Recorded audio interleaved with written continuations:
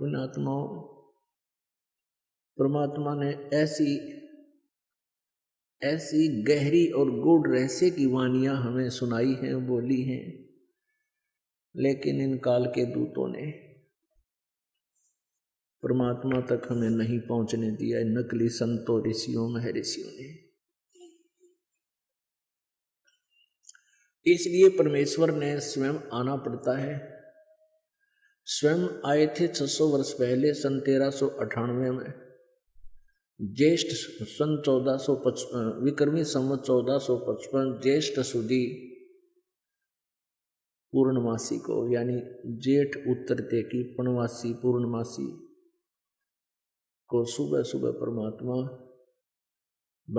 काशी शहर में बने हुए एक लहर तारा नामक तालाब में विकसित कमल के फूल पर आके नवजात शिशु रूप धारण किया था। सतलोक से चल कर आए थे।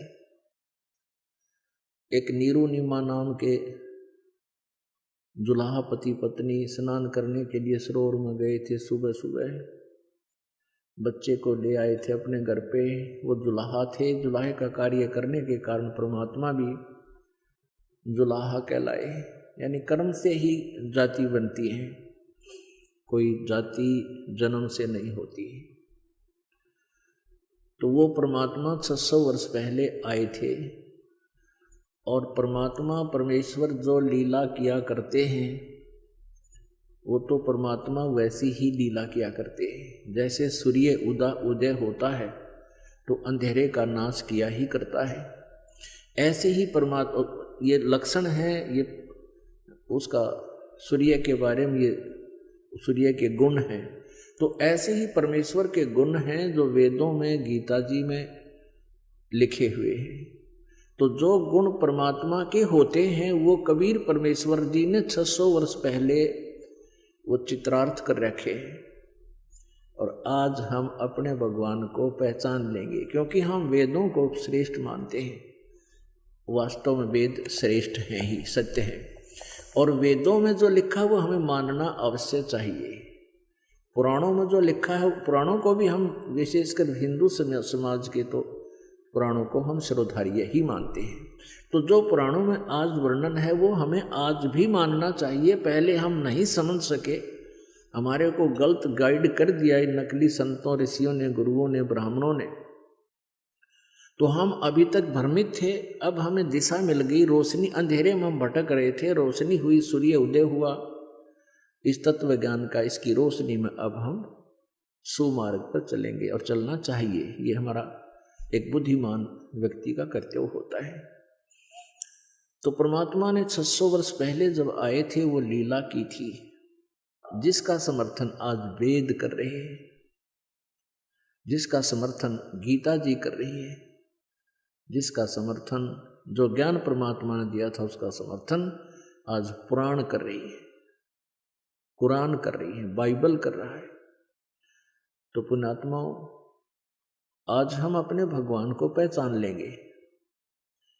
पहले हमारे को किसी ने कुछ भगवान बता दिया, एक मिट्टी का रख दिया कोई खिलौना सा, ये तेरा भगवान, हमने वो ही मान लिया, क्योंकि हमें परमात्मा की चाह थी। आज भी है। अब जैसे मूर्ति रख दी भगवान की, श्री कृष्ण जी की, विष्णु जी की, तो हमने स्वीकार कर दिया। विष्णु जी के गुणगान उन्होंने सुनाए, हमें मान लिया। कहाँ से सुनाए उन्होंने विष्णु जी और ब्रह्मा शिव जी के गुणगान, गुण कहाँ से सुनाए? विष्णु पुराण से विष्णु जी के, शिव पुराण से शिव जी के। तो किसी ने बताया कि भगवान की मूर्ति है, इसी की पूजा से तेरा मोक्ष हो जाएगा। हमने वो भी शुरू कर दिया। तो ये भूल थी, ये गलत था। मूर्ति बुरी नहीं, मूर्ति की पूजा गलत है। मूर्ति का होना अनिवार्य है। मूर्ति से हमें प्रेरणा मिलती है। जैसे हम किसी सूरवीर की मूर्ति देखते हैं, चित्र देखते हैं, और उनके गुणों से हम परिचित होते ही हैं। तो गुणों से परिचित होने से उसकी मूर्ति देखते ही हमारे अंदर भी वैसा ही भाव बन जाता है। जैसे हम सेब की मूर्ति देखते हैं, आम का चित्र देखते हैं, आम की मूर्ति देखते हैं, तो हमारे अंदर उसके गुणों का ज्ञान होते ही उसको पाने की भी इच्छा बढ़ जाती है। तो ऐसे ही जो मूर्ति भगवान की, विष्णु जी की, शिव जी की, कृष्ण जी की, राम जी की, हमारे को हम जिसकी पूजा करते थे वो पूजा नहीं करनी थी, उसकी पूजा से हमें कोई लाभ नहीं होना था मूर्ति की। हमने उस मूर्ति वाले भगवान को पाना है। उस मूर्ति वाले भगवान को पाने से हमें उसके गुणों का, उन गुणों का गुण प्राप्त होंगे, उससे लाभ प्राप्त होगा। जैसे आम की मूर्ति है, सेब की मूर्ति है, हमने उस मूर्ति की पूजा से कोई लाभ नहीं होगा। वो तो इतना ज्ञान करा देगी कि ये सेब है, ये आम है, ये मीठा होता है, इसके ये गुण है। अब मूर्ति वाले सेब को ढूंढना पड़ेगा, ओरिजिनल को, तब हमारा पेट भरेगा। तो कबीर परमात्मा जी मूर्ति के विरोधी नहीं थे, मूर्ति पूजा के विरोधी थे। इन ढीठ लोगों ने हमें इतना रूढ़िवादी बना दिया कि हम केवल मूर्ति की ही उसी का घंटी वंटी बजा कर उसके तिलक तिलक ला के श्रृंगार करने में लगे रहते। इतना उसके श्रृंगार में लग गए, इतना ठीक है, खराब हो रही हो तो पोछा मार दे, कपड़ा साफ करके प्रणाम करो मूर्ति को, क्योंकि भगवान को उस मूर्ति को प्रणाम कर, परमात्मा को प्रणाम होता है। ये श्रद्धा हमारी बनती है, भाव बनता है।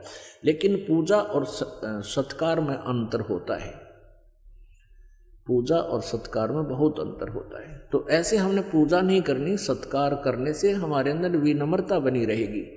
भगवान सामने दिखाई दें जैसे मूर्ति है और सामने भगवान ही आ जाए तो हमारा ऐसे ही भाव रहे जैसे मूर्ति नहीं, ये परमात्मा आखड़े हुए। लेकिन लाभ मिलेगा भगवान से ही। वो मिलेगा कैसे परमात्मा, उसके पाने की वे ऑफ वर्शिप गीता जी में बहुत अच्छी वर्णित है।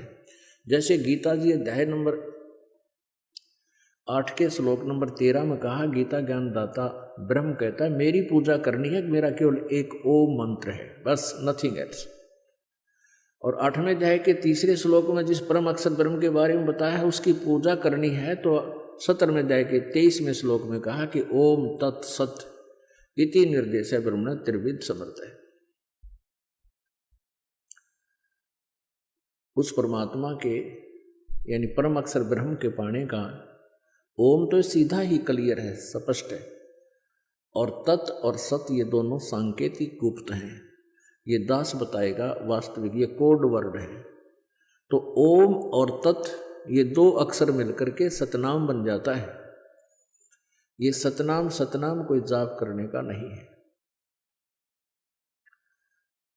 और ये ओम ब्रह्म का जाप है, ये तत् सांकेतिक जो दास बताता है, जिसको सतनाम प्राप्त है उनको पता है, ये परब्रह्म का जाप है, यानी अक्षर पुरुष का जाप है। और सत ये परम अक्षर ब्रह्म का जाप है, यानी ये गुप्त है, ये कोड वर्ड है, ये दास बताएगा। हमने उस परमात्मा को पाना है,